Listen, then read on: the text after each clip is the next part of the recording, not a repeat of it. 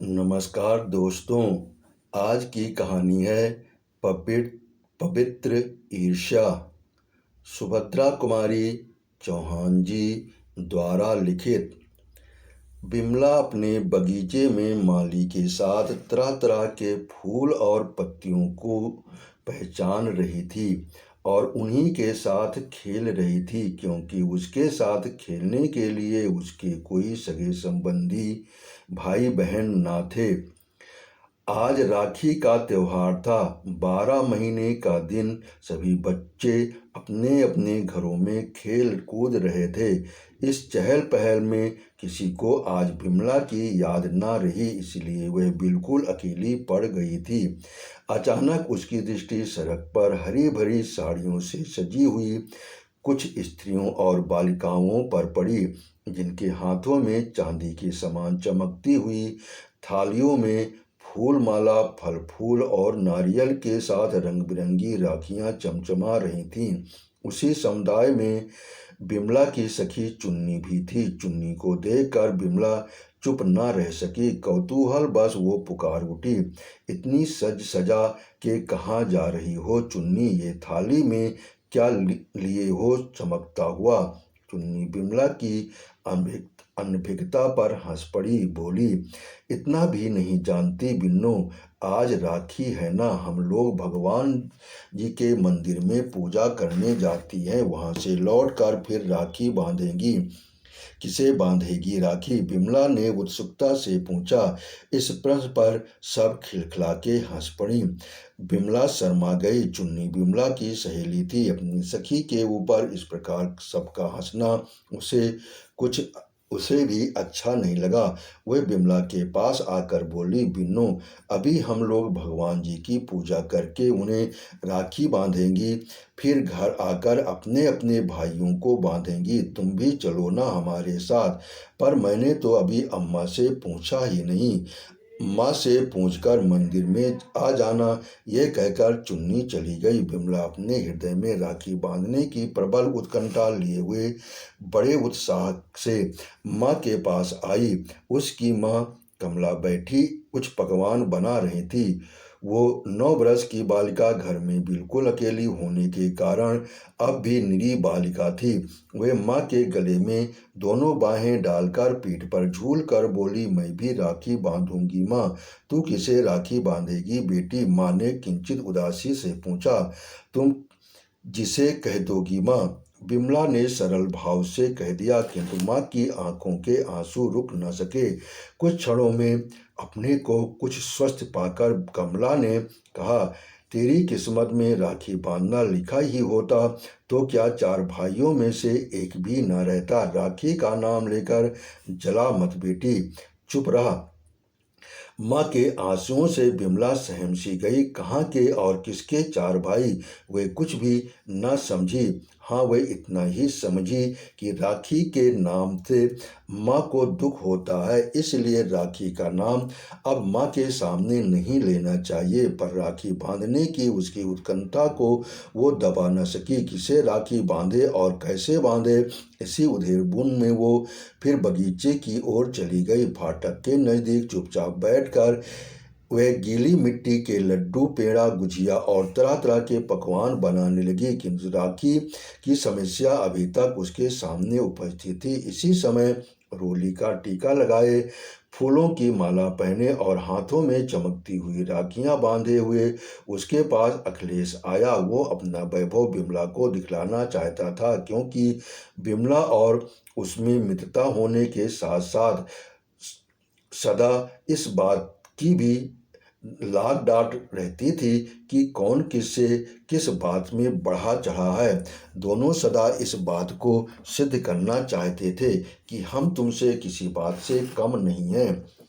बिमला पकवान बनाने में इतनी तल्लीन थी कि अखिलेश का आना उसे मालूम न हो सका। और दिन होता तो शायद बिमला के इस प्रकार चुप रह जाने पर अखिलेश भी चला जाता, परंतु आज तो उसे बिमलों को अपनी राखियां दिखलानी थीं। उस पर वो प्रकट करना था कि देखो बिमला, मुझे जो सम्मान प्राप्त है वो तुम्हें नहीं। इसलिए उसने बिमला को छेड़ा, बिन्नो, ये तुम्हारे मिट्टी के लड्डू कौन खाएगा? जो इतने ढेर के बनाए जा रही हो। बिमला के हाथ का लड्डू गिरकर टूट गया। उसने तुरंत अखिलेश की तरफ देखा और अखिलेश ने सगर्व दृष्टि से अपने हाथों को देखा जिन पर राखियां चमक रही थीं। बिमला अपने पकवानों को भूल गई। फिर वही राखियां उसके दिमाग में झूलने लगी। अखिलेश के पास खड़ी होकर हाथ से मिट्टी झाड़ती हुई बोली, तुम्हें किसने राखी बांधी है अखिल? चुन्नी ने बांधी है और मैंने उसे 1 रुपया दिया है, समझी? अखिलेश ने कहा। कुछ क्षण तक न जाने क्या सोचकर बिमला बोली, तो तुम मुझसे राखी बंधवा लो अखिल भैया, मुझे रुपया न देकर अठन्नी ही देना। नहीं भाई, अठन्नी की बात तो झूठी है, मेरे पास इकन्नी है, वो मैं तुम्हें दे दूंगा। पर क्या तुम्हारे पास राखी है? अखिल ने पूछा। बिमला कुछ सोचती हुई बोली, राखी तो नहीं है, कौन ला देगा मुझे? आश्वासन के स्वर में अखिलेश बोला, तुम पैसे दोगी तो राखी मैं ही ला दूंगा, वो कोई बड़ी बात नहीं है। पर बिन्नो, राखी अकेले नहीं बांधी जाती, राखी बांधने के बाद फल, मेवा और मिठाई भी तो दी जाती है, वो तुम कहाँ से लाओगी? मिठाई मैं तो माँ से मांग लूँगी और कुछ नींबू बगीचे से तोड़ लूँगी, पर पैसे तो मेरे पास 2 ही हैं, इसमें राखी आएगी क्या? बिमला ने पूछा। अखिलेश ने कहा, 2 पैसे में राखी और मिठाई दोनों ला दूंगा बिन्ना। अब तुम माँ से मिठाई ना मांगो तो भी काम चल सकता है। बिमला चाहती भी यही थी कि किसी प्रकार चुपचाप राखी बन जाए और माँ ना जान पाए। जब उसे मालूम हुआ कि 2 पैसों में राखी और मिठाई दोनों आ जाएगी तो उसे बड़ी प्रसन्नता हुई। उधर अखिल राखी लेने गया, इधर बिमला फूलों की एक माला एक नन्ही सी थाली में जरा सी रोली और अक्षत रखकर उसकी प्रतीक्षा करने लगी। उसे अधिक प्रतीक्षा न करनी पड़ी। अखिल 1.5 पैसे की मिठाई और धेले की एक राखी लेकर कुछ ही देर में आ गया।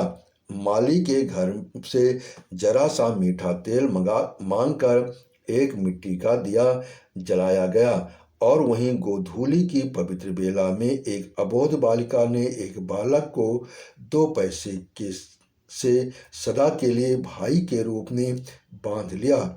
तिलक लगाकर अक्षत छिड़क कर बिमला ने अखिल को राखी बांधी, फूलों की माला पहनाकर उसे मिठाई खिला दी और अखिल ने उसी समय बिमला के हाथ पर इकन्नी रखकर उसके पैर छू लिए। पैर छूकर वो ज्यों ही ऊपर उठा, सामने बिमला की माँ खड़ी थी। उसकी आंखों से आंसू गिर रहे थे। उन्हें याद आ रहा था अखिलेश के साथ का ही उनका बच्चा। यदि आज वह होता तो वो भी 12 बरस का होता। सहसा माँ को सामने देख बिमला कुछ संकोच में पड़ गई। इकन्नी को मुट्ठी में दबाकर वो चुपचाप एक तरफ खड़ी हो गई। अखिल 2 कदम आगे बढ़कर बोला, चाची, बिन्नो ने मुझे राखी बांधी है और मैंने उसे एक इकन्नी दी है। अब ये भी मेरी बहन हो गई ना चाची? माँ ने अखिल को पकड़कर प्यार से हृदय से लगाते हुए गदगद कंठ से कहा, हाँ, तू हो गया मेरा बेटा अखिल।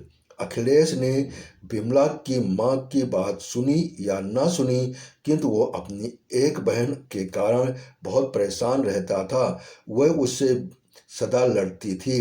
वो कुछ चिंतित सा होकर बोला, पर चाची, चुन्नी तो मुझसे बहुत लड़ती है, बिन्नो बहन हो गई, वो भी मुझसे लड़ा करेगी। नहीं रे पगले, सब बहनें नहीं लड़ा करती, माँ ने कहा और दोनों बच्चे को लेकर घर गईं। उस दिन से अखिल के घर के 2 घर हो गए। 2 घरों में उसे माता की ममता, पिता का दुलार और बहन का स्नेह मिलने लगा।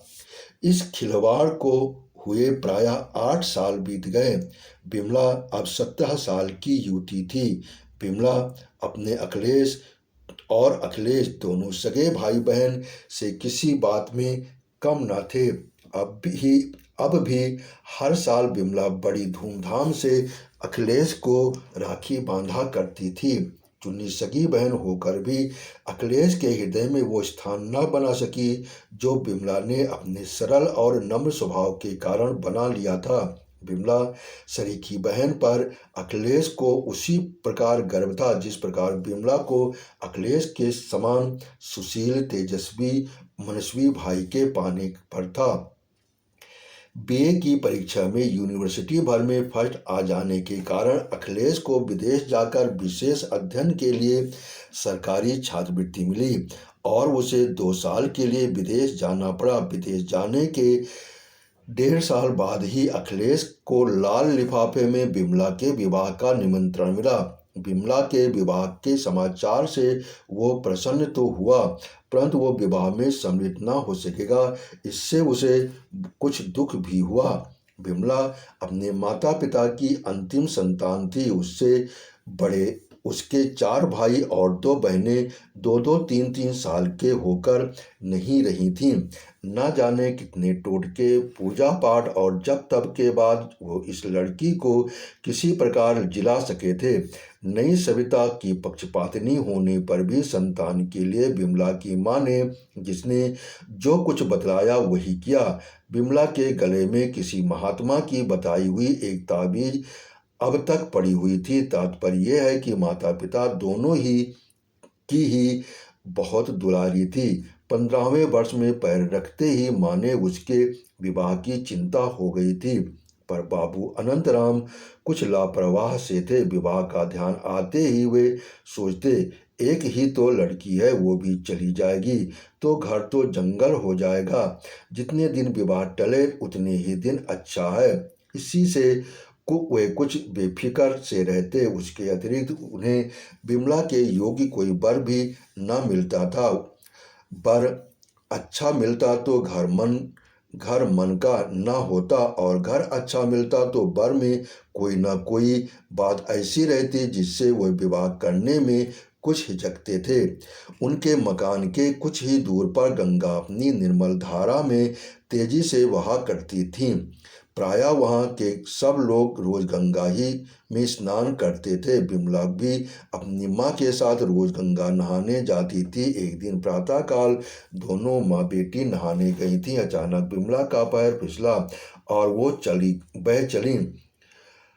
माँ पुत्री को बचाने के लिए आगे बढ़ी, किंतु बचाना तो दूर, वो स्वयं भी बहने लगीं।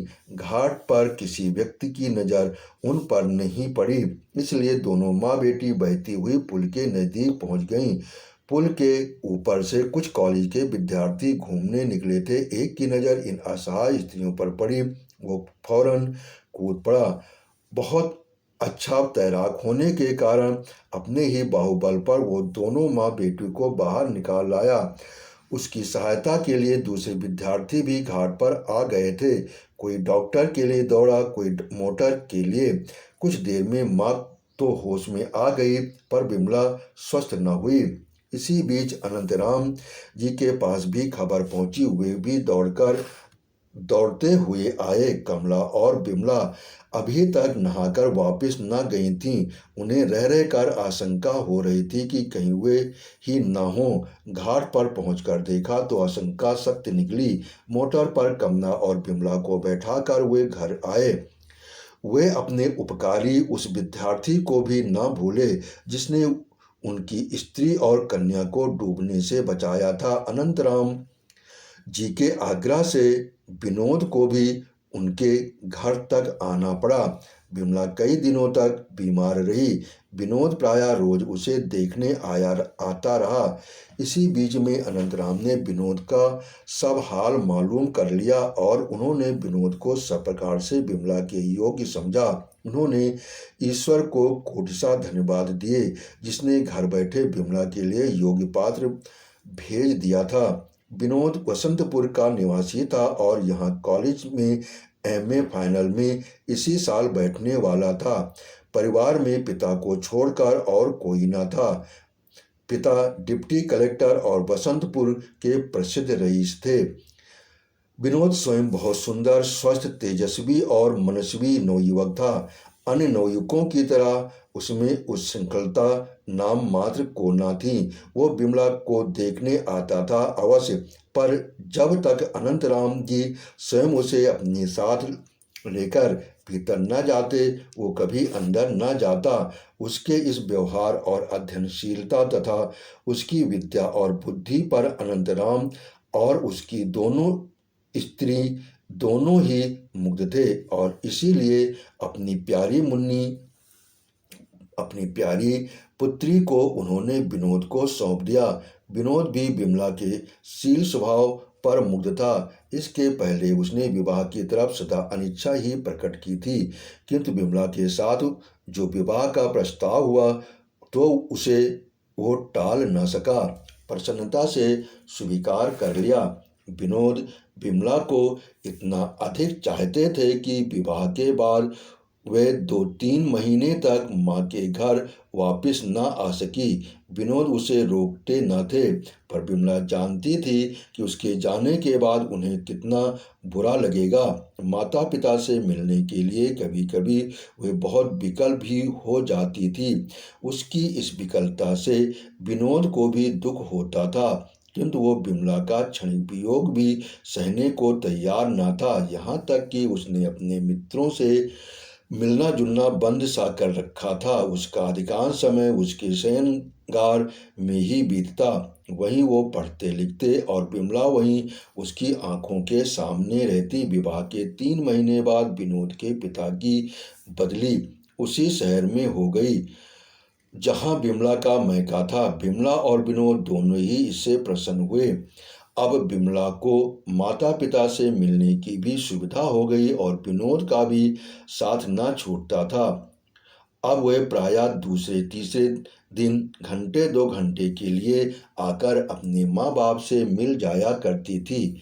इसी प्रकार एक दिन विनोद के साथ विमला अपनी माँ के घर आई। विमला तो अंदर चली गई। विनोद वहीं हाल में आई चिट्ठियों को देखने लगा। एक पत्र विदेश से आया था। लिखावट उसके मित्र और सहपाठी अखिलेश की थी। पत्र था विमला के लिए। विनोद ने उत्सुकता से पत्र को खोला, जिसमें लिखा था, प्यारी बिन्नो, अब तो तुम्हारे पत्रों के लिए बड़ी लंबी प्रतीक्षा करनी पड़ती है। क्या तुम्हें पत्र लिखने तक का अवकाश नहीं मिलता? अपने नए साथी के कारण तो मुझे नहीं भूली जा रही हो। यदि ऐसा होगा तो भाई मेरे साथ अन्याय होगा। पत्रों का उत्तर तो कम से कम दे दिया करो। चाची को प्रणाम कहना। और अब पत्र देर से लिखा तो मैं भी नाराज हो जाऊंगा, समझी, तुम्हारा अखिलेश। पत्र पढ़कर विनोद स्तंभित से रह गए। वे समझ न सके कि कब और कैसे अखिलेश की विमला से पहचान हुई। 2 साल पहले 7 साल तक अखिलेश ने उनके साथ ही पढ़ा। उसने कभी भी विमला का जिक्र उनसे नहीं किया, और न विवाह के बाद आज तक विमला ने ही कुछ अखिलेश के विषय में उनसे कहा।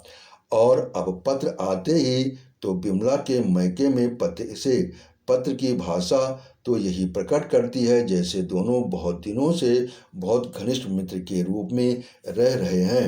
वे गहरी चिंता में डूब गए। आज पहली बार विमला उन्हें कुछ दोषी सी जान पड़ी। उसे विनोद से अखिलेश के विषय में सब कुछ कह देना चाहिए था।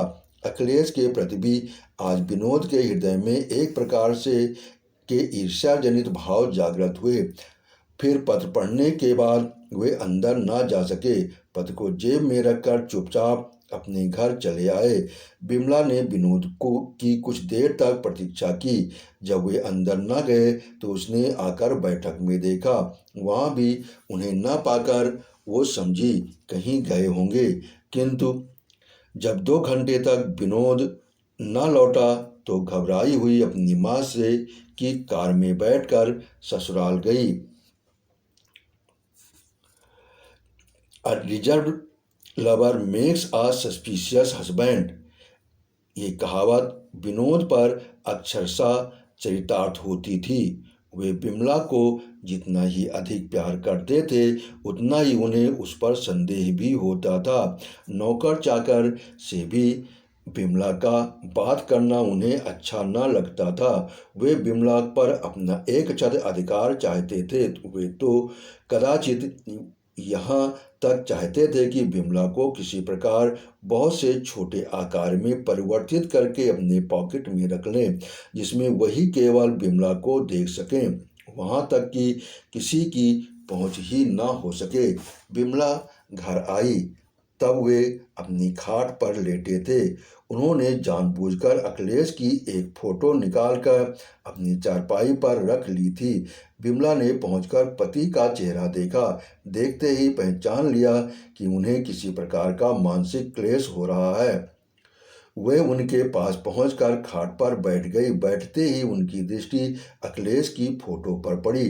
कुछ हर्ष कुछ कौतूहल से पति की उदासी का कारण पूछना तो भूल गई। अखिलेश का चित्र उठाकर फौरन पूछ बैठी, ये फोटो तो अखिलेश का है, यहाँ कैसे आया? तुम उन्हें जानते हो? जानता हूँ, कहके विनोद ने करवट फेर ली। विमला की तरफ पीठ और दीवार की तरफ मुंह करके वे अपनी वेदना को चुपचाप पीने लगे। तुम इन्हें जानते हो तो अभी तक मुझसे कहा क्यों नहीं? विमला ने फिर पूछा। विनोद ने कोई उत्तर न दिया। इसके बाद विमला को फिर कुछ पूछने का साहस न हुआ। वो वहीं एक तरफ विनोद के पैरों को सहलाने लगी। विनोद ने अपने पैरों को जोर से खींच लिया। विमला समझ गई कि नाराजगी उसी पर है। वो विनोद के स्वभाव को इतने दिनों से बहुत अच्छी तरह जानती थी। विनोद जो उस पर पग पग पर संदेह करते थे, उससे भी वो छिपा ना था। किंतु विनोद का हृदय कितना सच्चा, कितना गंभीर और कितना उदार है, ये भी वो भली भांति जानती थी। पति का संदेह मिटाने के लिए वो नम्र स्वर में बोली, देखो, किसी तरह का संदेह ना करना, अखिलेश मेरा भाई है, समझे? समझ लिया, विनोद ने रुखाई से उत्तर दिया।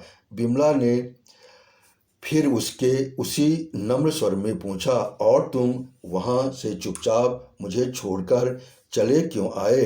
चला आया मेरी खुशी, तुम्हें अपने साथ नहीं लाना चाहता था, फिर भी तुम चली क्यों आई? 2-3 दिन माँ के साथ रह लेती, विनोद ने तीव्र स्वर में कहा। कहने को तो विनोद ये बात कह गए, किंतु 1-2 ही घंटे में उनके हृदय की जो हालत हुई थी वो यही जानते थे। कई बार स्वयं जाने के लिए उठे, फिर अभिमान के कारण ना जा सके। नौकर को तांगा लेकर भेज ही रहे थे कि विमला आ पहुंची। विमला के आने से पहले वे उसके लिए बहुत विकल थे, किंतु उसके आते ही वे तन गए। विमला ये समझती थी, इसलिए उसे कुछ हंसी आ रही थी, परंतु फिर भी अपनी हंसी को दबाती हुई बोली, तो तुम मुझसे कह के आते कि तुम यहाँ 2-3 दिन रह सकती हो तो मैं रह जाती। अम्मा तो रोक रही थीं, कहो तो अब चली जाऊं? हाँ हाँ चली जाना, विनोद ने मुंह के ही कहा, लेकिन हृदय कहता था, खबरदार, अगर यहाँ से हिली भी तो ठीक न होगा। विमला बोली, अच्छा बाबूजी कचहरी से लौटेंगे तो उन्हीं की कार से चली जाऊंगी। किंतु बाबूजी के कचहरी से लौटने के पहले ही दोनों का मेल हो गया। विमला को फिर माँ के घर जाने की आवश्यकता न पड़ी। इसके बाद विनोद को विमला ने अपने और अखिलेश के संबंध में सब कुछ बताया। उसी दिन विमला को यह भी मालूम हुआ कि अखिलेश विनोद का सहपाठी होने के साथ ही साथ अभिन्न हृदय मित्र भी है। ये जानकर भी कि अखिलेश विमला का राखी बहन भाई है। न जाने क्यों विनोद का अखिलेश के प्रति विमला का स्नेह भाव सहन न होता था। साथ ही साथ वो अखिलेश का अपमान भी न सह सकते थे, क्योंकि वो अखिलेश को भी बहुत प्यार करते थे। आषाढ़ का महीना था और इसी महीने में अखिलेश विदेश से लौटकर आने वाले थे। एक दिन विमला की माँ ने विमला से कहला भेजा कि आज शाम की ट्रेन से अखिलेश लौटेंगे, स्टेशन चलने के लिए तैयार रहना, मैं कार भेज दूंगी। विनोद कहीं बाहर गए थे। लौटने के समय जलपान करके बैठे तो विमला ने उनसे कहा, आज अखिल भैया आएंगे, स्टेशन चलने के लिए तैयार रहना, अम्मा कार भेज देंगी। मैंने तुमसे कब कहा था कि स्टेशन जाऊंगा, जो तुम मुझसे तैयार रहने के लिए कह रही हो? मेरे पास न अखिलेश ने सूचना भेजी है और न मैं आऊँगा। तुम्हारे पास सूचना आई है तो तुम चली जाना, विनोद ने कहा और अपना कोट उठाकर फिर बाहर जाने के लिए तैयार हो गए। उन्हें रोकती हुई विमला ने फिर नम्र स्वर से कहा, सूचना नहीं भी आई तो चलने में क्या हुआ, तुम्हारा मित्र ही तो है, चलने में क्या हुआ, इसका उत्तर मैं नहीं दे सकता, नहीं जाना चाहता, यही काफी है।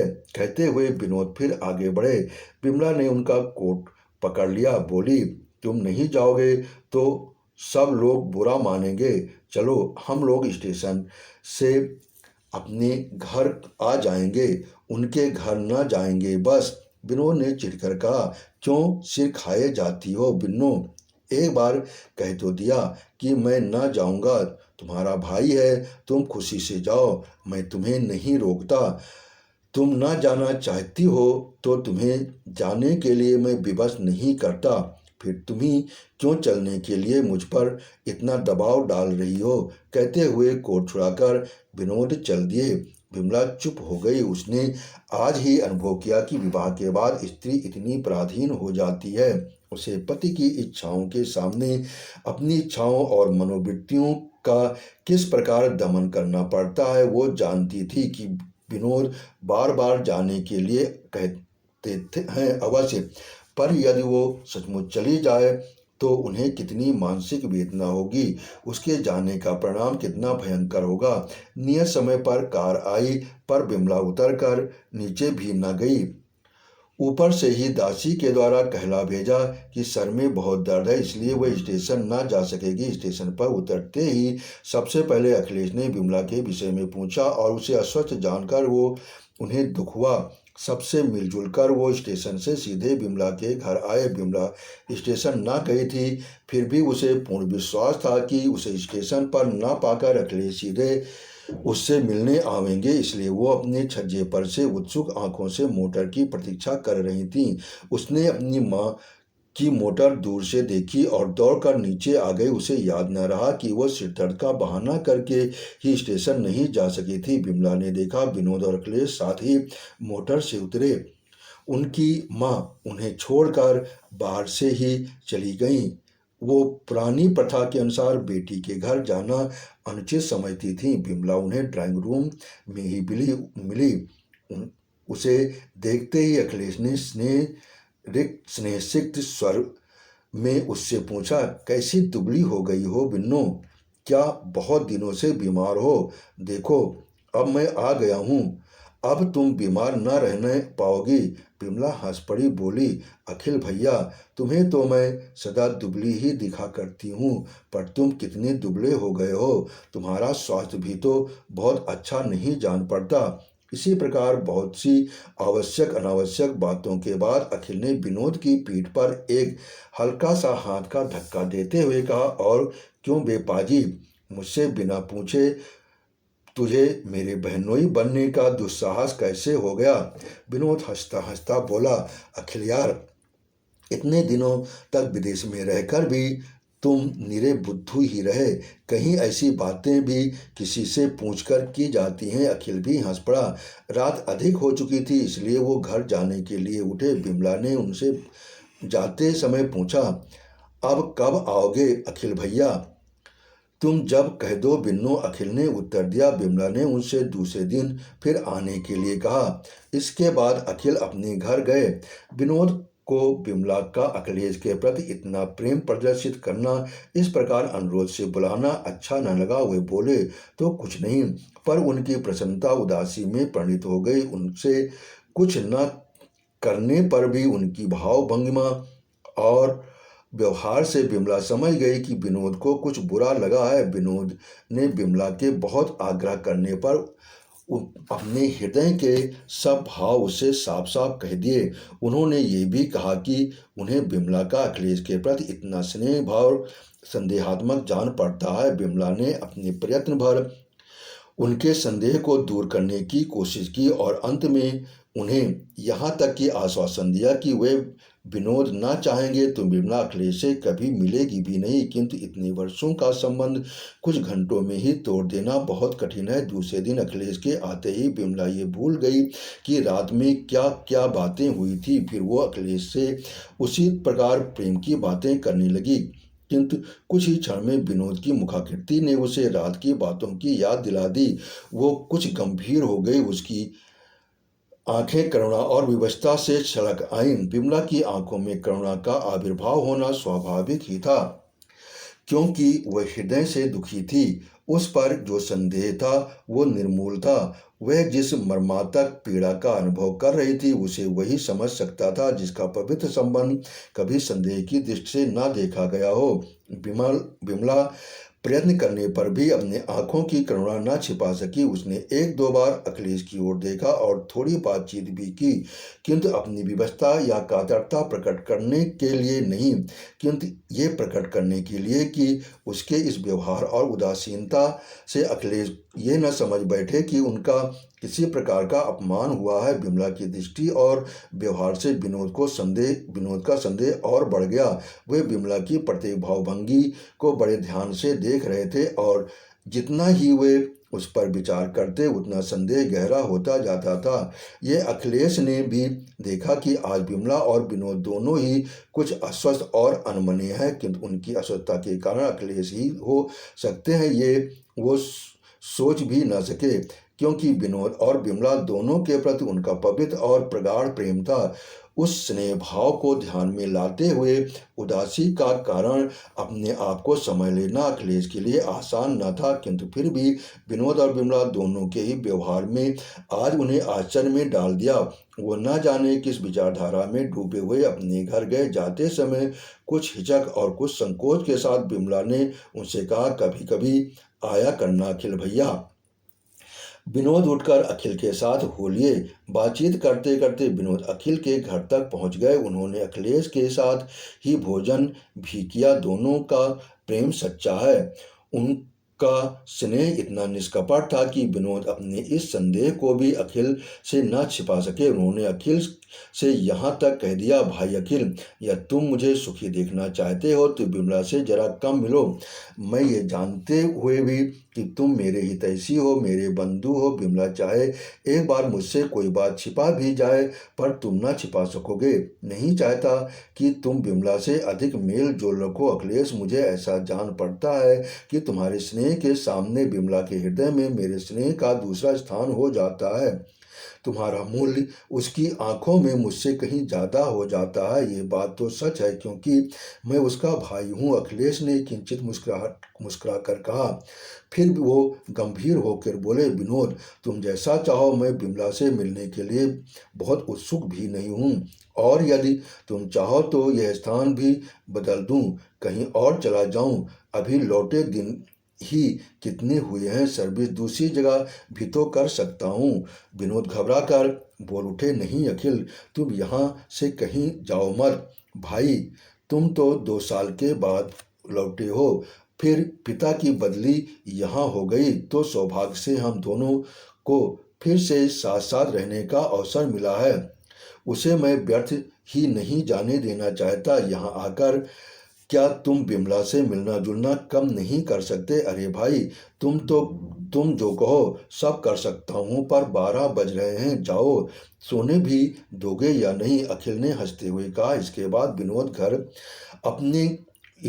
विनोद गए अपने घर और अखिल अपने बिस्तर पर। पूरा 1 महीना बीत गया। न अखिलेश आए, न विमला से उसकी कभी मुलाकात हुई। विमला इसी बीच कई बार अपनी माँ के घर भी आ चुकी थी, किंतु अखिलेश से वहाँ भी न मिल सकी। वो हृदय से तो अखिलेश से मिलना चाहती थी, पर मुँह से कुछ कहने का साहस न होता था। एक दिन वह माँ के घर जा रही थी। रास्ते में उसे अखिलेश कहीं जाते हुए दिखे। विमला का हृदय बड़ी जोर से धड़कने लगा। एक बार उसकी तबीयत हुई, कार रुकवा कर अखिलेश से उसके इस प्रकार न आने का कारण पूछ ले, किंतु दूसरे क्षण उसने ख्याल आ गया कि अखिलेश के न आने का कारण पूछ तो लेगी, किंतु इस तनिक सी बात का मूल्य उसे कितना अधिक चुकाना पड़ेगा। अपनी प्रसन्नता की उसे उतनी परवाह न थी। विनोद की शांति न जाने कितने समय के लिए भंग हो जाएगी। उनकी मानसिक वेदना का विचार आते ही उसने कार बढ़वा ली, रुकी नहीं। पर उस दिन अखिलेश को वह दिन भर न भूल सकी। उसे वह दिन याद आ रहा था जिस दिन उसने 2 पैसे में अखिलेश को भाई के रूप में बांधा था। उसी प्रकार कुछ दिन और बीत गए। राखी का त्योहार आया। विमला आज अपने भातृ प्रेम को न रोक सकी।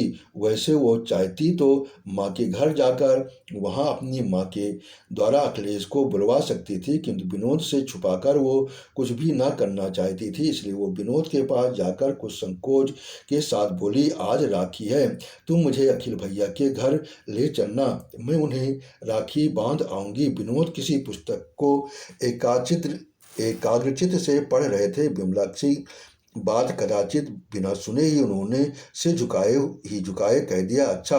विमला को मुँह मांगा वरदान मिला। उसने आगे और कोई बातचीत न की।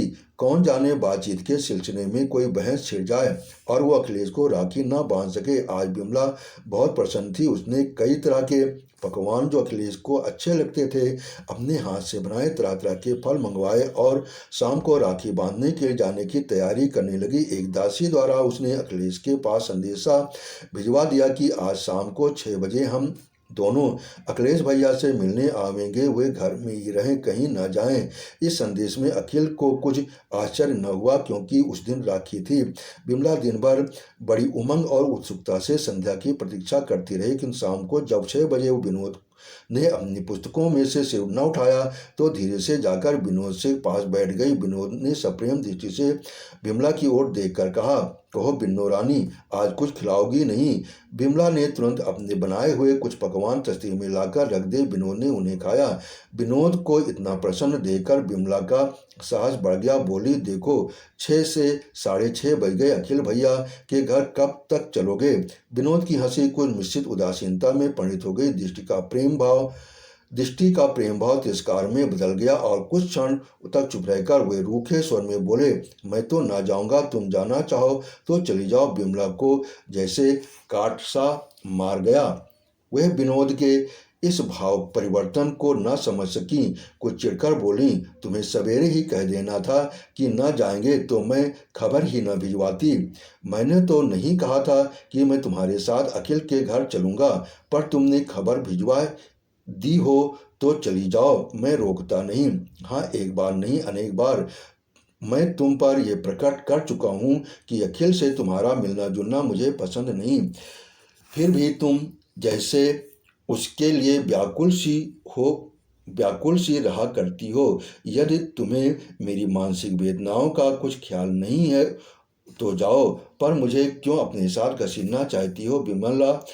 विमला सिहर उठी। कुछ देर बाद अपने को संभाल कर बोली, अखिल भैया से ही क्या? तुम न चाहोगे तो मैं अम्मा और बाबू जी से भी न मिलूंगी। विनोद ने विमला की बात का कुछ भी उत्तर नहीं दिया और बाहर चले गए। बाहर दरवाजे पर ही उन्हें उनके मित्र की बहन अंतो मिली, जो उनको बहुत ही ज़्यादा चाहती थी, भाई की ही तरह, और उन्हें राखी बांधने आई थी।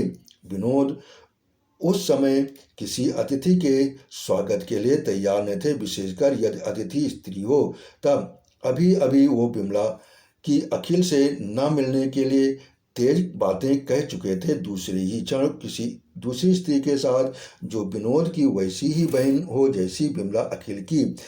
विमला के पास जाने में उन्हें कुछ संकोच सा हुआ, पर वो अंतों को टाल भी तो न सकते थे। वो उसे लिए हुए विमला के पास आकर जरा कोमल स्वर से बोले, बिन्नो, ये अंतों राखी बांधने आई है, इन्हें बैठा लो। विमला ने उठकर आदर और प्रेम से अंतों को बैठाया तो अवश्य, पर कुछ अधिक बातचीत न कर सकी। अंतों विनोद के ही पास बैठकर इधर उधर की बातें करने लगी। विमला ने उनकी बातचीत में किसी प्रकार हिस्सा न लिया, यहाँ तक कि उनसे कुछ दूर बैठकर पान बनाने लगी। और दिन होता तो शायद विनोद से अधिक विमला ही अंतों से बातचीत करती, क्योंकि आज वो बड़ी व्यथित सी थी, इसलिए चुप थी। उसकी इस उदासीनता से विनोद ने अंतों का अपमान, घर में आई हुई एक स्त्री अतिथि का अपमान समझा। वे मन ही मन चिढ़ उठे, पर बोले कुछ नहीं। राखी की रस्म अदा होने पर बिमला अंतों और विनोद दोनों को लिए थालियां परोस लाई। अंतों ने बिमला से ही भोजन करने का आग्रह किया, किंतु तबीयत ठीक न होने का बहाना करके बिमला ने भोजन करने से इनकार कर दिया। अब विनोद भी अपने क्रोध को न संभाल सके, तिरस्कार सूचक स्वर में बोल उठे, तबीयत क्यों खराब करती हो? अब भी समय है, राखी बांधने चली जाओ। अंतों कुछ समझी नहीं, मुस्कुराकर बोली, राखी बांधने कहाँ जाओगी भौजी? चलो खाना पहले खा लो, फिर चली जाना।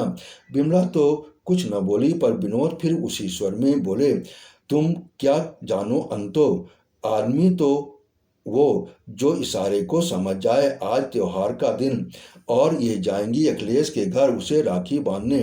जो लोग अपने घर आवेंगे वे कदाचित दीवारों से बातचीत करेंगे, और फिर क्या अखिलेश को ये घर मालूम नहीं है?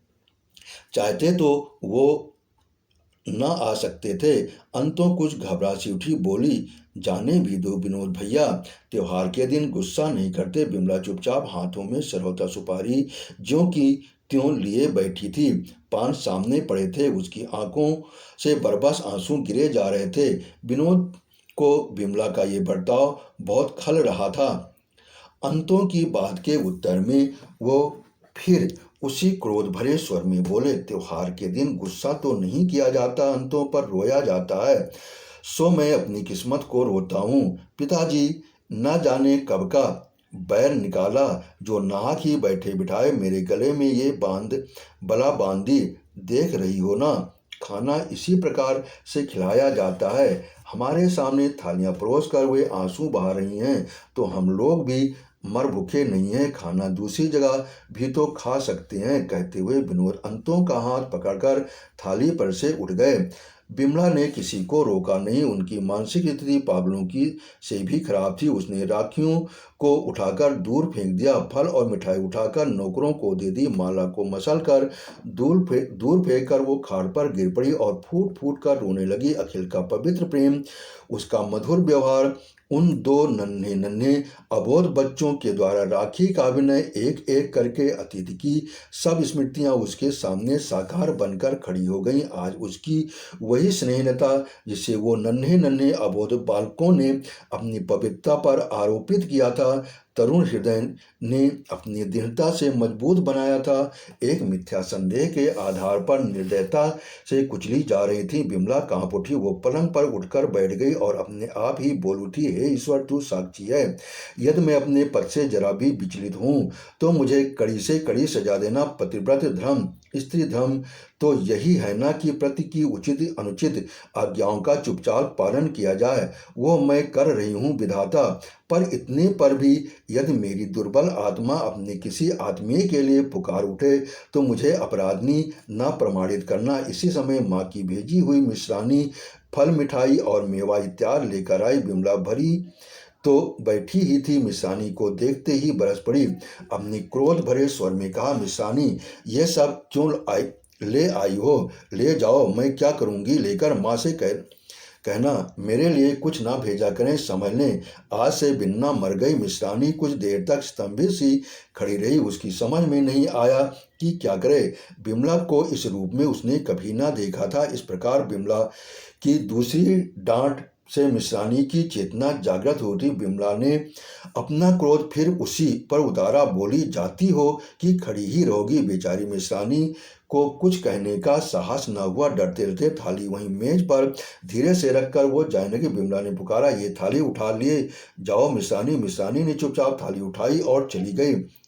बिमला की माँ ने उससे बिमला के कहे सारे वाक्य दोहरा दिए। बिमला की माँ ये सब सुनकर घबरा उठी। पुरानी प्रथा के अनुसार बेटी की देहली के भीतर पैर रखना अनुचित है, उसका उन्हें ख्याल न रहा। उसी समय वो कार में बैठकर बिमला के पास पहुंच गए। इस समय वो तक बिमला रो धोकर कुछ शांत होकर बैठी थी, सोच रही थी कि नाहक ही माँ के घर की चीजें वापस भेजी। मिश्रानी ने अनावश्यक बातें कह के बुरा ही किया, वो आखिर क्या समझ भी गई तो क्या कर सकती हैं। वो माँ से कहेगी और माँ को दुख होगा। अगर बाबू को मालूम हुआ तो अनंतराम जी को वेदना के स्मरण मात्र से बिमला फिर रो उठी। इसी बीच उसकी माँ ने वहाँ प्रवेश किया। माँ को देखते ही उसका रासरा धीरज जाता रहा। माँ से लिपट कर खूब रोई। माँ बेटी दोनों बहुत देर तक बिना कुछ कहे बोले चाले रोती रहीं। अंत में कमला ने किस प्रकार बिमला को शांत किया। माँ के बहुत पूछने पर बिमला ने माँ को सब कुछ बतला दिया। इस बात से कमला को कष्ट न हुआ हो सो बात नहीं थी, परंतु बिमला को वो किसी प्रकार शांत करना चाहती थी। इसलिए अपनी मार्मिक वेदना को हृदय में ही छिपाकर वो शांत स्वर में बिमला को समझाती हुई बोली, बेटी, विनोद की बातों का तुम्हें बुरा न मानना चाहिए। इतना ही समझा करो कि वे तुम्हारे कितना अधिक प्यार करते हैं। तुम्हारे ऊपर यदि विनोद का इतना अधिक स्नेह न होता, वे तुम्हारी इतनी नन्ही नन्ही बातों को इतनी बारीकी से देखते भी तो नहीं। माँ की बातों से बिमला को कुछ सांत्वना मिली हो चाहे नहीं, पर वो कुछ बोली नहीं। बहुत रात तक विनोद की प्रतीक्षा करने के बाद भी विनोद न लौटे तो कमला बिमला को समझा बुझाकर अपने घर चली गई। विनोद अखिलेश के घर चले गए थे, इसलिए उन्हें घर लौटने में कुछ देरी हो गई। जब विनोद अकेले ही अखिलेश के घर पहुंचे तो वो कुछ चकित से हुए, परंतु बिमला के विषय में वो स्वयं वो कुछ न पूछ सके।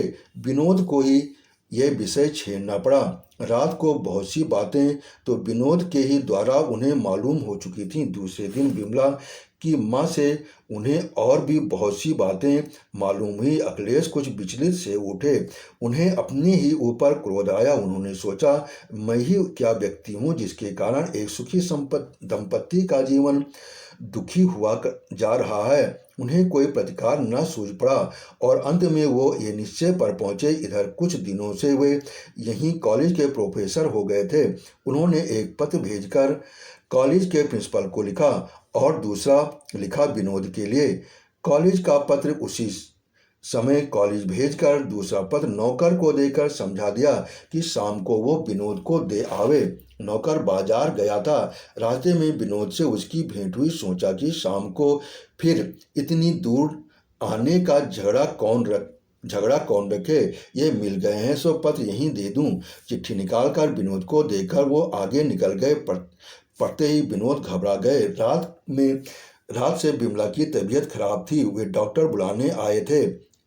अब उन्हें डॉक्टर की याद न रही। वे सीधे अखिलेश के घर की तरफ दौड़े। अखिलेश घर में न मिले। उन्हें देखने कॉलेज गए, किंतु वहाँ अखिलेश तो न मिले। हाँ, हर एक की जबान पर बिना किसी कारण ही दिए हुए अखिलेश के इस्तीफे की चर्चा अवश्य सुनने को मिली। विनोद ने जाकर प्रिंसिपल से अखिलेश का इस्तीफा वापस लिया और उनसे कहा कि अखिलेश से मिलकर वो इस्तीफा के विषय में अंतिम सूचना देंगे। जब तक विनोद ने उन्हें कोई सूचना न मिले तब तक इस्तीफे पर किसी प्रकार का निर्णय न करें। वहां से वे सीधे अखिलेश के घर आए। दरवाजे पर तांगा खड़ा था जिस पर अखिलेश का एक बैग और बिस्तर रखा था। विनोद को के पहुंचते ही पहले ही अखिलेश आकर तांगे पर बैठ गए। उसी समय पहुंचे विनोद। साइकिल वहीं फेंक कर अखिलेश के बगल में जा बैठे और सजल आंखों से बोले, चलो कहाँ चलते हैं हो अखिल, मैं भी तुम्हारे साथ चलता हूँ। अखिलेश की भी आंखें भर आईं। वे कुछ क्षण तक कुछ न बोल सके। अंत में वे किसी प्रकार अपने को संभाल कर बोले, तुम पागल हो विनोद, तुम्हें मेरे साथ चलने की जरूरत ठहरो, तुम्हें अभी बतलाता हूँ, पर तुम ये समझ लो मैं तुम्हारे साथ स्वर्ग और नरक तक भी न छोड़ूंगा। ये देखो तुम्हारा इस्तीफा। कहते हुए विनोद ने जेब से अखिलेश का लिखा हुआ इस्तीफा निकालकर टुकड़े टुकड़े करके फेंक दिया और तांगा अपने मकान की तरफ मुड़वा लिया। नौकर अखिलेश का सामान विनोद के आदेशानुसार विनोद के कमरे में ही ले जाकर रख आया। बिमला समझ न सकी कि विनोद का ऐसा कौन सा आत्मीय आया है जो इन्हीं के कमरे में ठहराया जाएगा।